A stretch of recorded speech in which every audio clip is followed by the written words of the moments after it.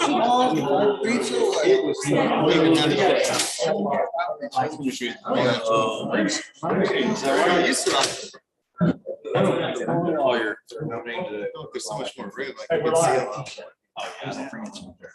It really I can talk with.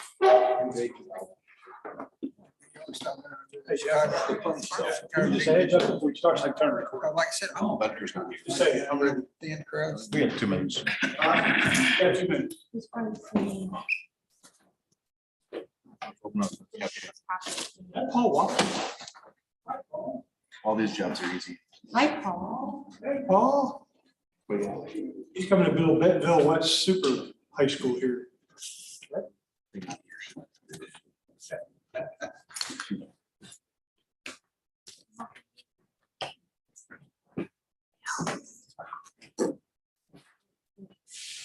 I just hit the record so I don't forget.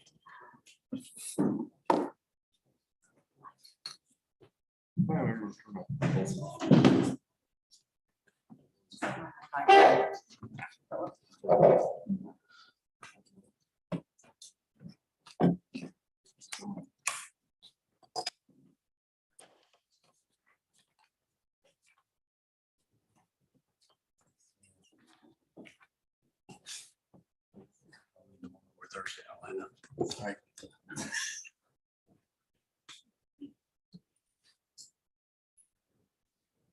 So did you put your one in for? Remember, Brandon votes first. Right. Please don't do that to me. Not a rookie anymore. He's not a rookie. No, look at you too. Yeah, I know. Okay, recording join. So you knew. Picking on the new guy right out the gate. That's right. One of my close friends is on that.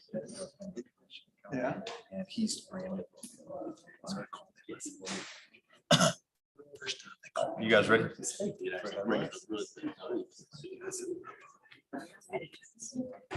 Whenever you are. In a minute. Nope. We're gonna go ahead and get started. The City of Centerton Planning Commission of August 2nd, 2022 with a roll call. BZA first. Did you not? Packet I have is for the Planning Commission, I was so like, I know she did. I saw it in the folder, but They're in I the don't have back a. of the folder. Okay. Sorry. just do what I'm given.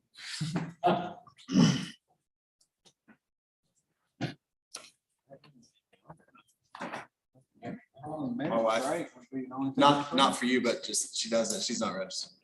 No worries. She doesn't want to do it. She wasn't hating, she was hating, right? Yeah. She places her boat elsewhere. How much? Okay. Sorry. Sorry.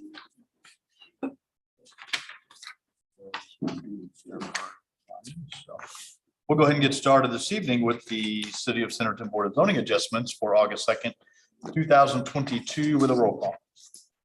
Jeff Safarth. Here. Joey Engel. Here. Devin Murphy. Here. Craig Lansford. Jerry Harris. Here. John Sessoms. Here. Ben Lewis. Here. Tony Davis. Brandon Swoboda. Here. All right, first thing on the agenda is the approval of the minutes from July 5th of 2022. This time I'm up to July 4th, 2022. Motion and second. Is anyone opposed? For announcements, next meeting is TBD as necessary. And I would entertain a motion to adjourn. Motion to adjourn. Yeah, second. Motion and a second. Is anyone opposed? Now we'll get started with the City of Centerton Planning Commission, August 2nd, 2022, with a roll call.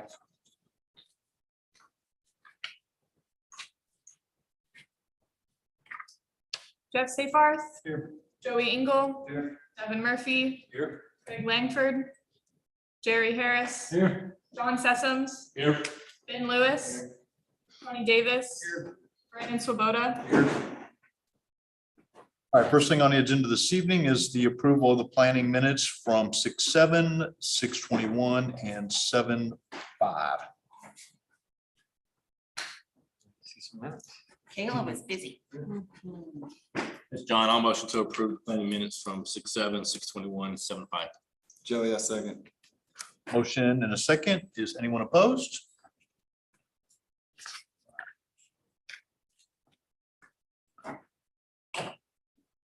Next thing on the agenda is the ratification of the administrative approvals. Are there any questions or comments from any of the commissioners or staff on the two admin approvals? Joey, I'll make a motion to approve the administrative approval. John, a second. Motion and a second. Is anyone opposed? All right, we have a couple public hearings this evening. The first one is a public hearing for rezone 22-16 Kimmel Road Ventures. It's at the northwest corner of Kimmel and Womack. It's 0.71 acres, R3 single family to C3. The owners Kimmel Road Ventures, Randy Roth, and Bates and Associates is the engineer.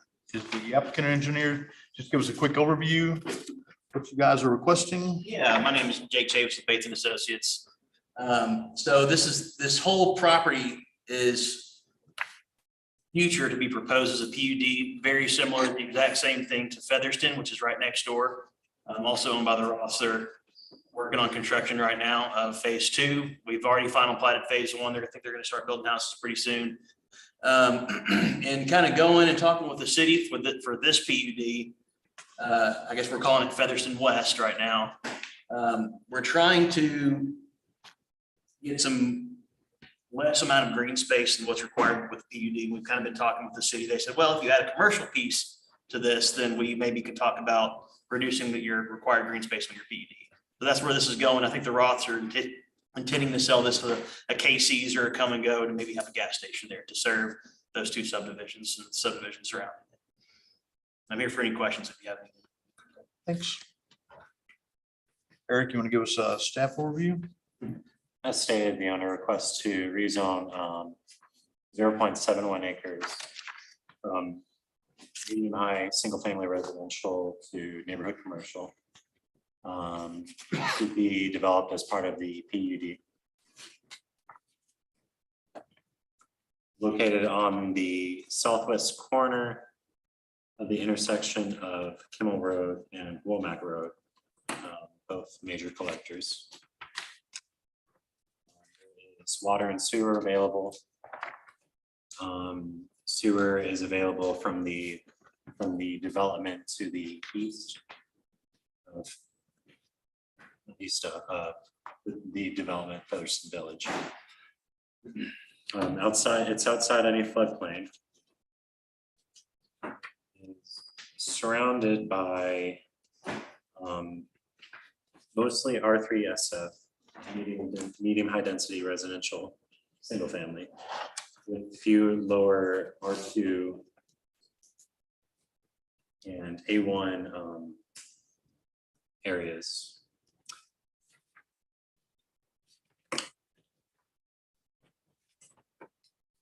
It is within the land use plan of being in the medium high density residential planning area, and would be considered compatible given the accessibility within the PUD. And so pretty simple. Quick question, because I just want to make sure I'm thinking of this correctly. Because our PUD isn't a standalone zoning classification, the underlying zoning has to be correct, right? So that's why we're asking to rezone part of this commercial. So then we can go back and do a PUD on the entire, is it 40? Yes.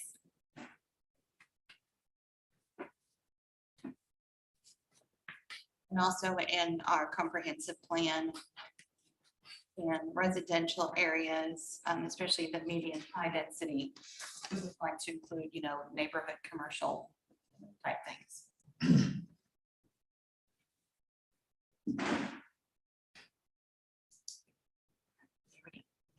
So this is going to be open to a public hearing this evening. So with that, I would entertain a motion to open the public hearing.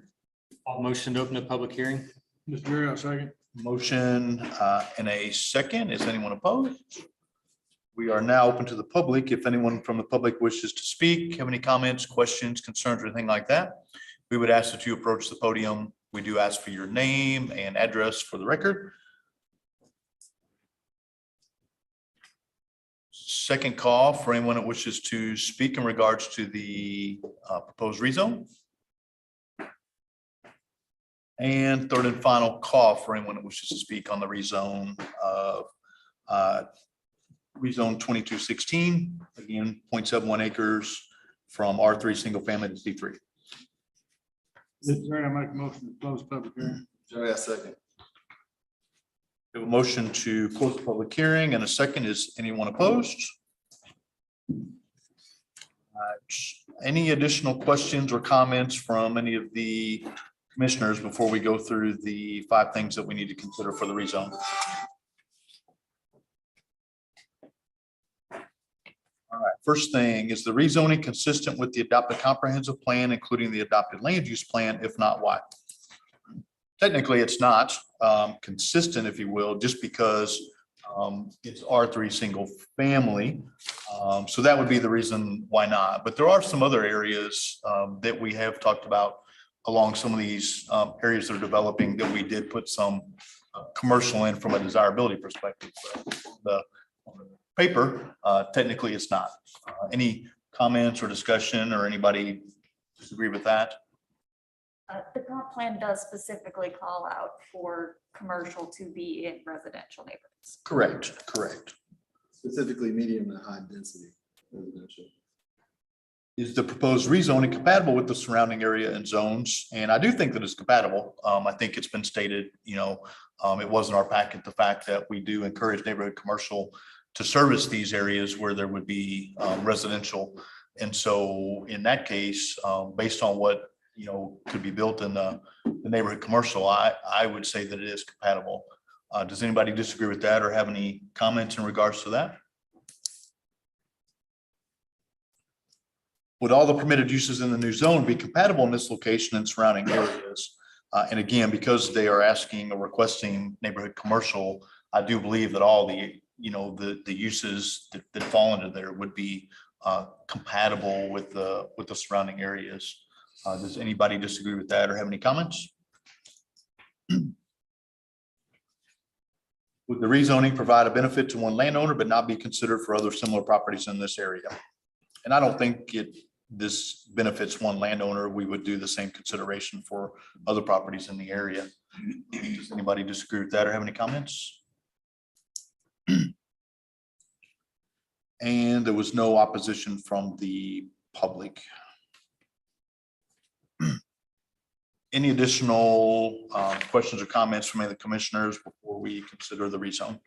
I just have one thing, and Jake, I'm sure you probably already know this, but I think landscaping to soften it up on that corner, just because it is surrounded by, residential uses all around it, is gonna be pretty important. Just want to give you a heads up. I'll probably be looking for something like that on the PUD. But I don't think it's out of the ordinary or anything like that. Talking about like frontages, you want more landscaping, or like back towards the screen from the subdivision? Probably both. So the zoning does have screening requirements between commercial and residential. But since he's on the corner, adjacent to right away on those 2 sides. Oh, yeah, so the only thing I'd be looking there is the site triangle on the corner too. So, Yeah, but we could cluster some trees and just soften that up a little bit. Okay.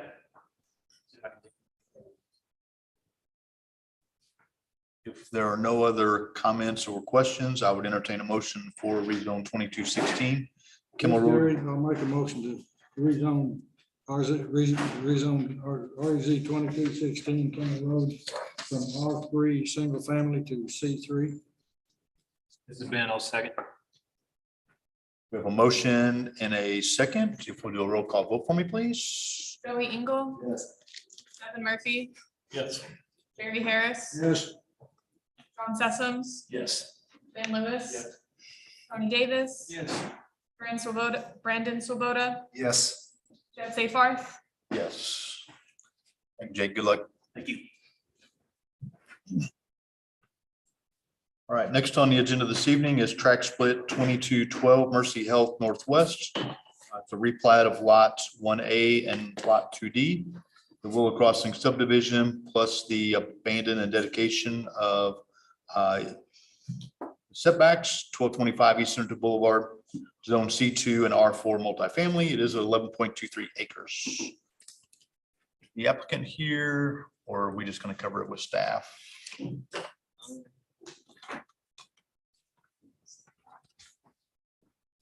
Well, she said she was gonna be on Zoom, but she's not on, so. Okay. It'll just be us. Is this Eric or Diane or comment? Okay, Eric, you want to give us an overview?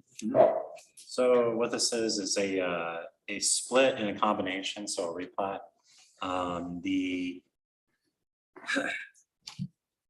So the west property, the Mercy Health Clinic, wants to sell the southern 2.3 acres from their tract and sell it to Willow Crossing, which is the east parcel. And then they'll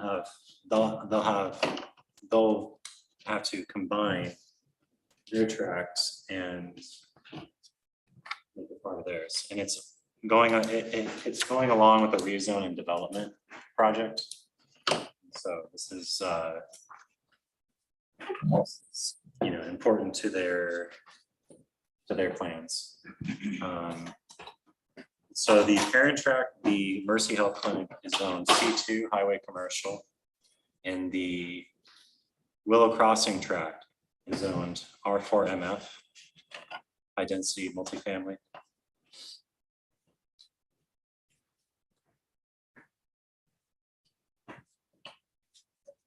Any questions or comments from any of the commissioners in regards to the request for the replat? I have a question on access easements. They show, we got a lot of stuff going on in this plat. I haven't found one yet. They are going to, all of them here on this their existing tract. Yeah. They will have to come in. They were going to vacate them with this, but Brian said, no, we need to go through the vacation process since they're access easements and things like that. So they are going to be providing us a new plat that removes the note that they'll be abandoned per this plat. So it won't be included and they will come in for vacation. So all the craziness on this eastern tract will be gone. But they are dedicating a new, I believe there's a sewer easement around in here somewhere. Yeah, I'm more concerned with access though, because if they don't share access with the eastern property, it's gonna be routing. Well, it's gonna be all one parcel. Okay. This is gonna be all one. I'm sorry, I thought it was a separate. There's lots of lines. Yeah. It's a very busy plat. But so they're gonna bring us a new one that removes the note that they're going to be vacated because they can't, they'll have to do a vacation. And the last, The vicinity map got me confused, but I see now. What about an access easement to the north to share a? This is really 3 tracks then, right? It will be, right now, it is 2. What's Murphy the, owns all the way down to here currently. what's the one in the northeast corner there? The northeast corner is this one. Yeah. It's a separate tract that is Rose Strip Mall. They will have access on Centerton Boulevard, and I believe they'll also have access on Cedar. Willow, this property here will not, it's just gonna be access to the east. They're not proposing any drives to the south. They sent their first preliminary Right, they don't. submittal in. So it's gonna be about even with the south property line where they're doing the split. About where the road's gonna come off and tie into, and is that Cedar? It's the Cedar on the east. So there'll just be the one access for the multifamily. And what I was gonna mention earlier is that the last meeting, first weekend in July, the small section south of Mercy was rezoned from C2 to R4 already.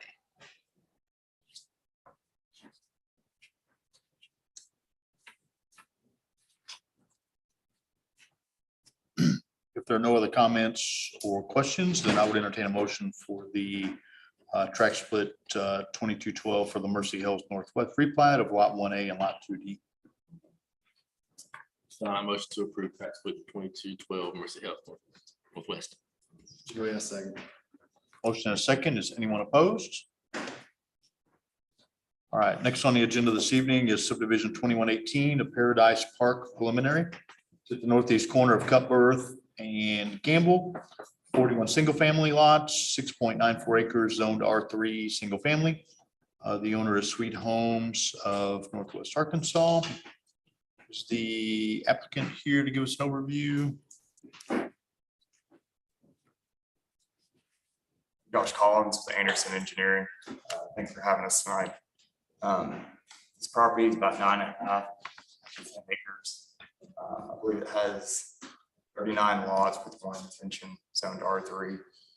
It is at the corner of Cutbirth and Gamble, just a little bit further north from Bentonville West, kind of across the street from the sports complex. We're working pretty closely with the city staff on the minor comments that are shown there.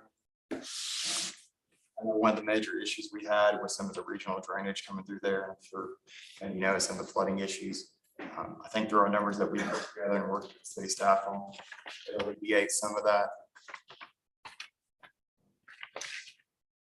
Here for any other questions y'all may have. Donna, this is you. It is. So this one was rezoned to R3 single family back in 2021. There are existing water and sewer mains located along Gamble.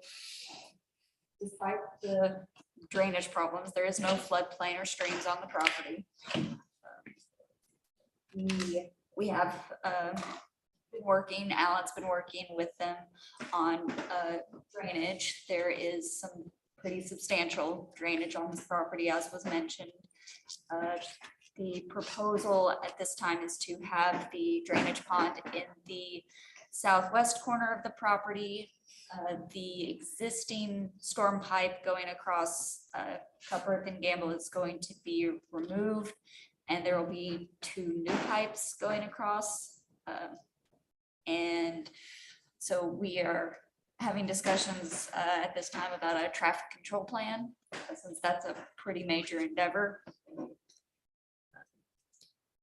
So that's kind of the big thing we're working through right now, but that's outside the plans, really. There is a 10-foot trail running north-south along the east property line on the master street plan, which is being constructed. There is right-of-way being dedicated both along Gamble and Cutbirth. There is 40 feet along Gamble and an additional 15 feet being dedicated along Cutbirth. And both Gamble and Cutbirth are being widened by 8 feet. The adjacent street agreement is in your packet. And all of the right-of-way will be dedicated with the final plat of the property. Let me know if you have any questions. Thank you, Donna. Are there any questions from or comments from any of the commissioners? No, we've had some serious drainage issues here, so it looks like we're bypassing some of the existing flow, routing that around and then detaining. Over detaining, how do they get those numbers for you? Yes and no. So part of it is before, there's a small portion of this that always flowed to the southwest and went towards Maple, and the rest all went to this corner. There's an existing 18 or 24-inch pipe that's cutting across. They're gonna put a pond in there with a smaller outlet So that release, so we're gonna attain that back. Most of all the flooding issues that we have is because I don't know exactly, there's 160 acres from the northeast on the other side of Gamble that all cut across through that one area. So there's the farm field directly across Gamble that has flooding issues, as well as along that church property. With this one, with the additional detention, with that slower release, it's going to keep it where it is, or improve it slightly. So it's meeting the requirements that we have for the drainage manual. So it's certainly not gonna make it worse by being able to detain it back. And that's where, 3-4 lots worth are now the pond. So.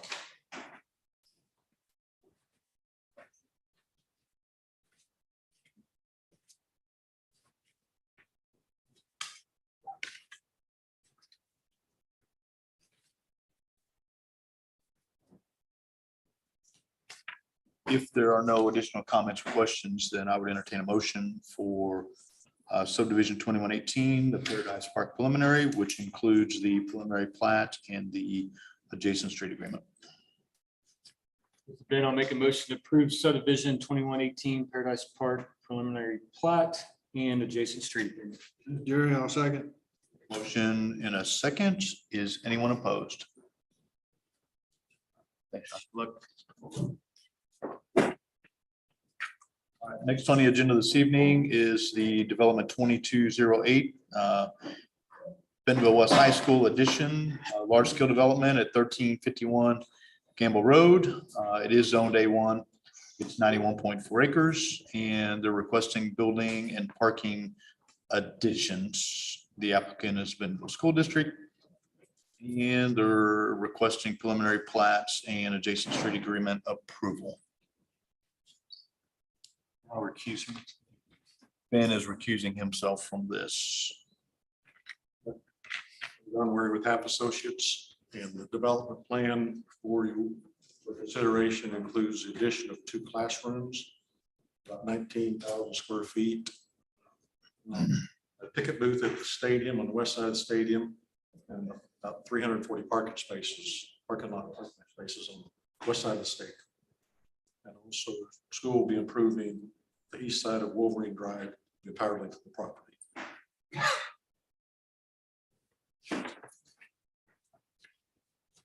Try to answer any questions. I'll let Joey ask when we're finished. Donna, do you have an overview from staff? Yeah, Ben, did you say you were? from this? You have to talk to him. Sorry. Or you can go sit in the audience if you have any questions about his project, so. Not trying to be a meanie, but I know. Indeed. All right, so John summarized the additions pretty well. There, I've included a parking table here. A total, when this is done, of 1,587 parking spaces, so quite a number. The drainage report was amended from the previously approved drainage. There is an additional 10 feet of right-of-way being dedicated. We will be getting that through a right-of-way deed as opposed to a plat. That will be needed for acceptance of the site improvements by the city. The Wolverine is going to be widened by 13 feet from the center line to the back of the curb. It is being used as an internal subdivision street for the adjacent Diamond Estates. So there has been a fair bit of streets going out to it. There are street trees that are being proposed along the frontage. At this time, there's not any internal parking lot trees being proposed. John has mentioned that the school had expressed some concerns about parking lot trees being used by shooters as hiding. I have done some research on that. I haven't found much, but what I have found is a report done by the National Forestry Service that has found a tie between the increase in tree cover and a reduction in crime. 10% increase in tree canopy was associated with a roughly 12% decrease in crime in Baltimore. And when it was broke down by public and private partnership, the magnitude was 40% greater for public. So there is a tie between greater tree cover and a reduction in crime. Overall, the plans do need staff approval with just those couple minor comments. With the parking lot trees to be for staff discussion with.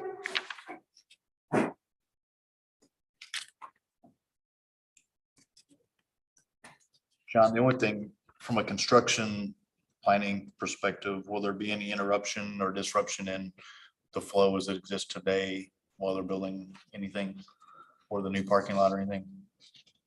All facilities. Commissioners, good evening. As far as the flow is concerned, we would look to get approval and try to secure materials to start possibly in January of 23 and start to do the parking lot portion first. That would be something that we would try to work on to have the street and the parking lot done by at least the summer of 23 to be able to utilize that west side coming in off Wolverine Drive. The two classroom pod additions, one would be on the west side of the Performing Arts Center, and then the other would be on the north side from the between the baseball, softball complex and the gymnasium. It would be attached to the building. There wouldn't be any disruption. We would be having construction taking place during school, but we've done that on multiple campuses before. So we have to maintain track flow and construction site that was not interfering with students' learning. So, Thank you. No comments or questions from any of the commissioners?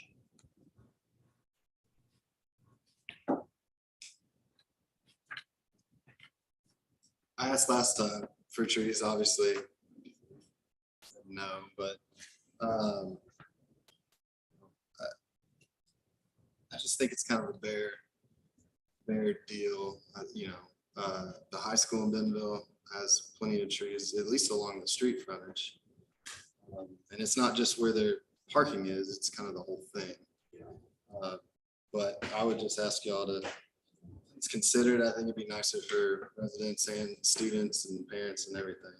Mr. Ringo, I will add that we now have with the Division of Academic Facilities and Transportation, they've now put out Section 8000 in the safety code of the state facilities to where they are evaluating campuses, and their facilities inspectors will be coming in and looking at our campuses to where we're going to start having to remove some shrubbery, bushes, possible trees. The big thing with the parking lot, because I believe when we met earlier, we're willing to put those trees because we feel the same thing. We need some shade trees and aesthetics. It's going to look nice. We wanted to move some of those trees closer to the stadium to kind of give some different elevations. But a lot of it had to do with in Bentonville.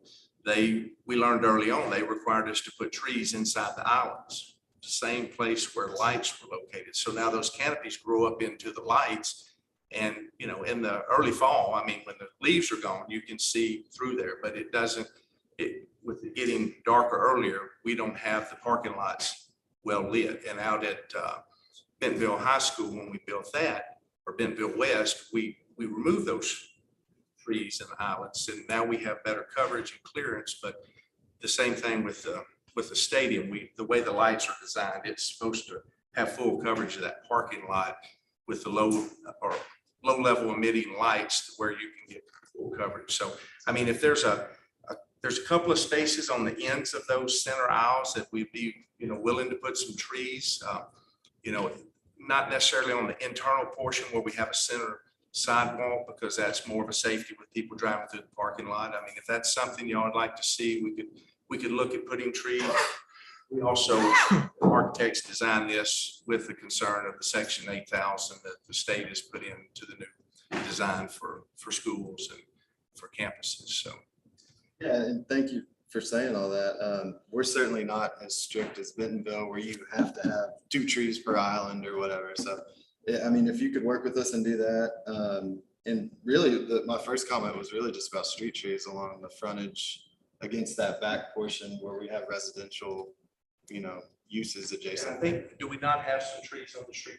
So we do have trees, and then Yeah, I think overall we added more trees over to the north and south of that parking lot around the practice field to the south, and then to the discus ring. And so I think we've met the requirements for the number of trees. It was just mainly inside the parking lot, inside the. Yeah, I think we were concerned like the street facing for that green area, not necessarily the parking lot. Those are just.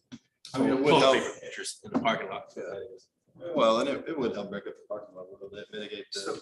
So I do have a question too. With the neighborhood being there and the lighting that you're talking about, how will the lighting affect the neighborhood? So with the way the lights are designed now, because we have had light pollution before at different schools, so we've gone around and corrected that over the last 10 or 12 years that I've been in position. So they are a light that sheds down and linear, but it's not going to be a nuisance to the across the street neighbors. Should be a cutoff light, and we typically see a photometric plan which shows the lighting for the whole site. Oh, that's great. That comes. Okay. Yeah, with the.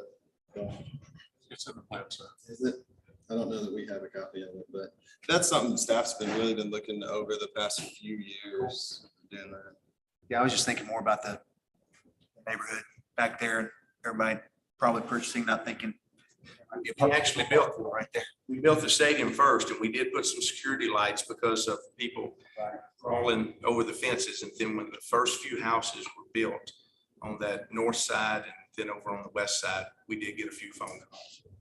So we tried to make some adjustments to that to keep that area secure. But it's always been pretty dark in that west side. So we're hoping to see this open up.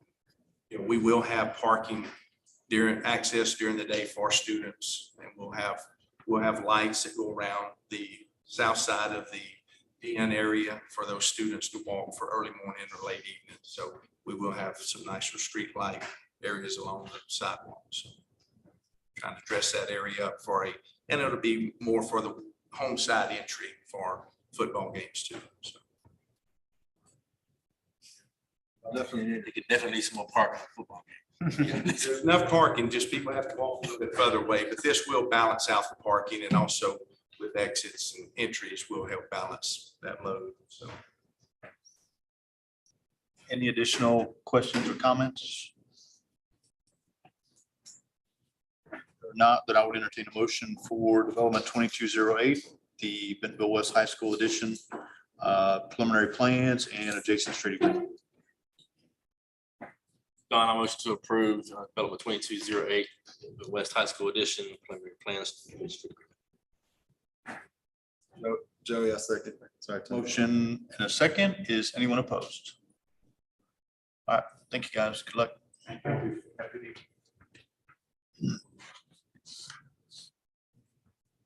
All right. Note that Ben has rejoined us.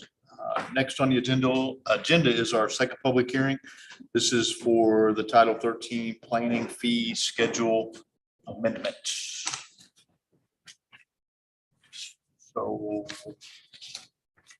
gone through and we made some recommendations on our fees at a couple of meetings, and this evening we are here to present to the public and also take a vote to send to council. Anything else from staff in regards to the fee schedule? So Lorraine has made some updates to the spreadsheet, provided some additional information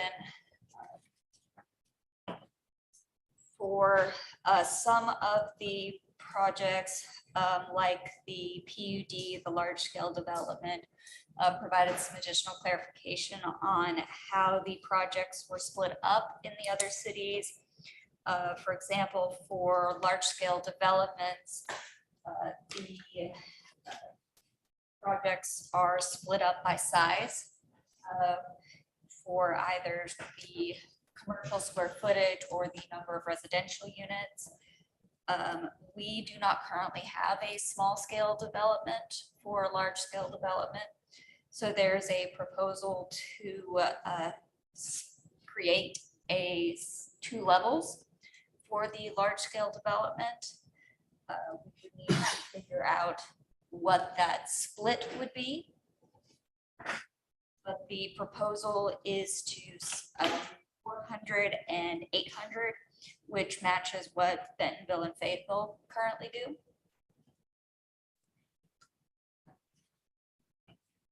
So their cost split about 25 residential units and about 5,000. So if we wanted to be in line with them, we could do something similar. There's also the addition, the new items are resubmittal fees, which we do not currently do. This would go into effect after the third submittal for preliminary plats, large-scale developments, final plats, record drawings, other projects as applicable. Final reinspection fees are also something new that we do not currently charge after 2 inspections. There's also a pretty substantial increase for floodplain development permit fees for the larger projects, not for individual residential lots.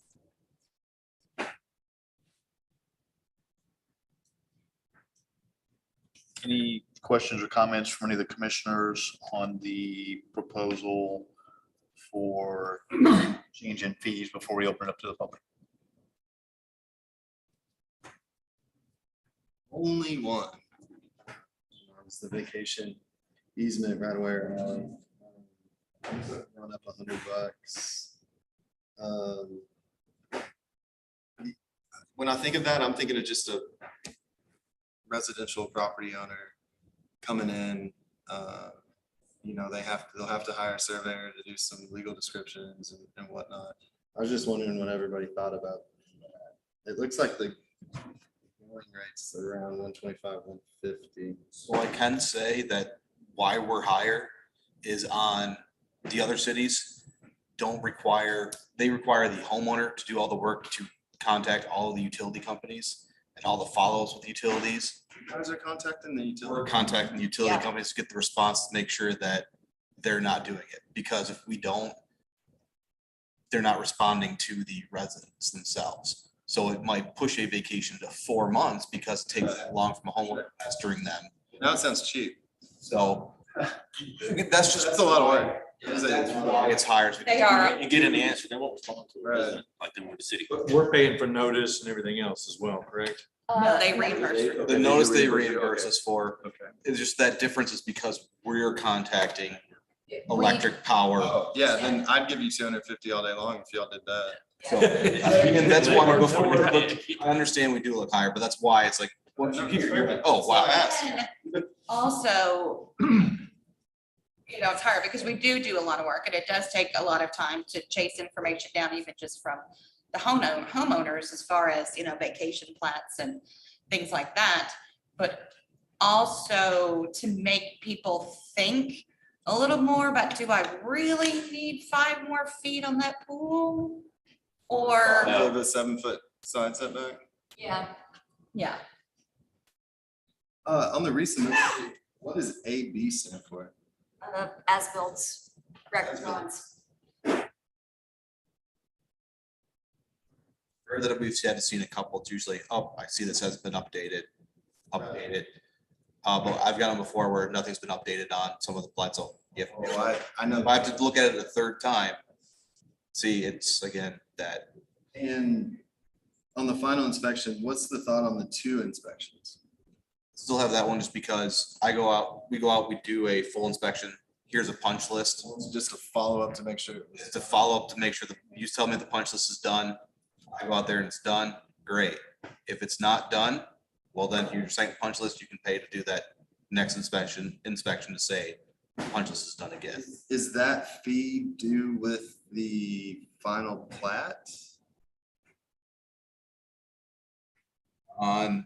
No, it would be a separate fee from the final plat because the two, well, the one and a follow-up is included with that final plat. But then if Ellen or planning or utilities, whoever has to go out there again, then they would be charged a fee. Before that third inspection, the sign off will be completed. I'm just wondering when you collect the fee for that. Before going out the third time. Yeah. Okay. And that's regardless if all departments have to go out or one department has to go out, right? Might be some motivation to make sure everything's done. Exactly. Oh. Now call us to inspect it if they don't have a paved road or sidewalks installed. Let's go ahead and open up to the public. So I would entertain a motion to the public. I'll make a motion to open a public hearing. We're now open. We have a motion. Do we have a second? John, I'll second. Motion and a second. Is anyone opposed? We're now open to the public. If anyone wishes to speak or have any comments or questions in regards to the proposed fee schedule. Second call. Paul, are you sure? Third and final call for anyone that wishes to speak in regards to the proposed change in fees. And I would entertain a motion to close the public hearing. John, a motion to close public hearing, Title 13, planning fee schedule. Motion Second. and a second. Is anyone opposed? All right. At this point, if there's no other questions or comments from the commissioners, I would entertain a motion for approval of the changes to the Title 13 planning fee schedule as presented. Yeah. But we did have grading permit and sign permit highlighted as a point of discussion, but I'm not sure what exactly she wanted I to think talk about. She just had them highlighted so that you could see that we're not changing those because those are per other sections of the code. As far as the small scale development, just some guidance on how Bentonville does it. It's pretty much if like a parking lot, anything that is just private that would come through. Now, obviously, there's a threshold here, you know, like the 102, however many parking spaces we just saw with the high school, that would probably not be a small scale development. But just wanted to tell you all that to get you thinking about it, because it is a deal every time it comes up, and we just make sure that all the other departments are on board with it before we do the small scale. And typically that doesn't go to, the difference between those two is the, we call it in-house. It doesn't go to planning commission. The thought was that if we were gonna do something that was really like that, it would be things like the driveway change for Mo's or Right. the addition of the drive-through for the Walmart pharmacy. The really small things like that. Even the addition potentially to the eye clinic down there, because as far as site, they're not really doing much of anything. It's more of a building. Said those are ones we figured would go under the administrative approval. Exactly. These have happened. You don't even make the applicant come present it. So I have one other question. We're talking on something else, another one. The floodplain development fee, is there a reason why really the only fee on the floodplain development is really skewed by Rogers? For whatever reason, they're outrageous on their floodplain development fees. Nobody else is over $100. And the second question I have is the individual lot floodplain. So we're gonna actually charge twice for a developer. We're gonna charge them for building in a floodplain. you gotta get a floodplain permit, and then you're gonna charge the lot No, for a floodplain permit, basically? no. That's So what you're charging? the individual lot ones are if you're getting a letter of map amendment kind of thing, to where theoretically from FEMA, you're in the floodplain, you want to amend it to be out. As the floodplain coordinator, Lorenzo will still have to review it and approve it when it comes through. Not where there's a full-scale development going through. I know the last few floodplain ones, you're saying we're looking a bit high. There might be 200 hours into, 100 hours into some of these. If they go a bit longer, so, you know, the 250, they're becoming much more in depth working with FEMA and the state to go through. We would like to see, you know, the fee go higher, but at the same point, 250 is what we felt comfortable raising it to. So we aren't becoming that large number. So. I know the $25, the one for just a person would be, say, you bought a piece of property, it's not a subdivision, it's a lot. You want to build a house, you have floodplain, you have an issue there. That you would pay the $25. Now, once somebody is in a subdivision, Lorraine's here to correct me if I'm wrong. When they do that development, everything will have been taken care of. They have the documentation and everything filed with that. So the personal homeowner in that development wouldn't have to do anything additional. So they wouldn't be paying that $25 on top of whatever the developer paid. Well, Lauren spent a significant amount of time doing floodplain permits. That is. Well, I mean, over half of her job. I could see a general floodplain permit. I can understand where it goes, but if you got somebody, they buy lots in floodplain because they're cheap, that's cheaper land, right? So if they put in a 200 unit subdivision, then we're going to charge each of those 200 units a $25. That's what I'm looking at, is the 50 for the development. individual lot fee. No, she's saying 25 of the individuals, say if I buy a house on a creek and I want, you know, just me, no development around me, just me. But a subdivision will be covered by the single. Okay, That development, that'd be viewed as a whole development or reviewed all at one time. okay, I just didn't want our builders to be charged No, we're not double charging. extra for, could be covered under one permit, so, okay.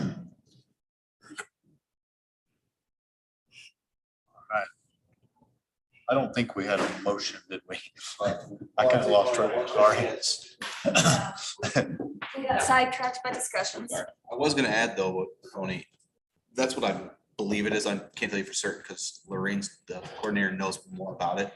At the same part though, if it is for every lot, she has to fill out that, if you're doing 200 developments and they all need one, she has to do that paperwork 200 times and file it 200 times and still do it for each one. So again, the 25 hours for her 3-4 hours of work that we have to do no matter what anyway, if that's the case. So I don't believe that's what it means, but if it is, it's still, she's putting significant hours into that if it is for every single one. So even without, they might be doing, yeah, the 250, but if they're gonna do 50 homes, 250 is nothing anyway. The $25, because she'll have to add 3 hours of work if she has to do it 200 more times. So I don't think that's what it is, but unfortunately. We're the only ones that have it. I mean, well, somebody else has it. So I'm just curious what the need was, what the need is for that. It sounds like it's, some cities don't do it. They just kick it right to, you have to do it yourself through FEMA. Right, they make the engineers, the developers, engineers take care of that, right? The city just reviews and say, okay, we've got this, and then that's all they audit, right? You have the paperwork. It comes for our audit. So I'm not sure the amount of staff time, if they would just make the developers engineer do what they need to do and come up in the administrator, because I'm a CFM. I look at an elevation certificate, all these blocks are filled out, I'm done with it. I file it and put it away. I trust the engineer to be a professional. I'm not double checking their work. I mean, I'm just, Tony, it seems like they would break it out so we lessen the burden on an individual homeowner. That's what I would. That's what I believe it is, but I'm okay with it. I just want to make sure that like a developer wouldn't be in double charge. That's what I was thinking. If we have a elevation certificate for the property or a floodplain, if you're doing a loan, for example, that covers the whole development. if you're pulling So them you're all, not doing lot. So that was my question. I was getting confused on why we're charging $25 lot. I believe it, I'm doing the development, pull it out, or otherwise the permit's just to build. So if you're putting fill in the floodplain, you build, now you sell the lot, and you come in and these 8 lots are in now. For those 8 lots out of the 200, you might have to, I don't. But I mean, the Not big see it. thing is, for example, we'll pick on Lorraine's favorite project, 490 Allen Road. It's not in a development, it's just it's in bounds property. So That'd be the a 20. developer came in and paid the $250 for, a subdivision or anything like that. So that $25 goes for her for that property. And the same thing, there's 3 brothers, I think it is, that split up property on the north side of Fish Hatchery Road. They had to pay because again, it wasn't a development. They were individual people. So they paid the $25. Now, if they were doing, Now, I can see that. that's what that 25 is for. I just looked at it as almost like a double charge. That's what that 25 is for. Okay. The 250 is for example, like Woodcrest Walk. Down the road, they had to get a flood permit.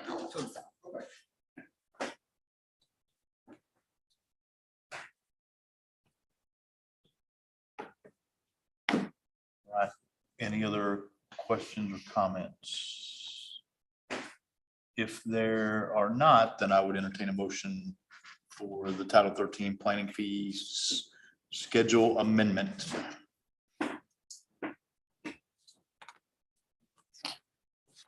To approve Title 13 planning fee schedule amendment. Mr. Jerry, I'll second.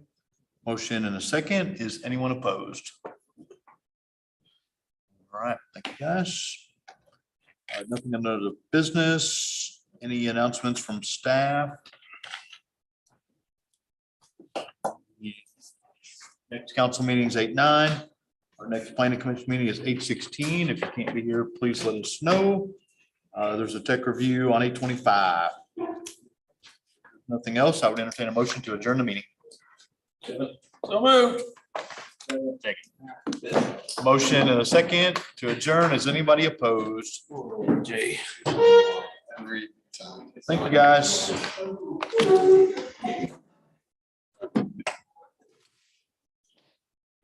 sheets, I think you need.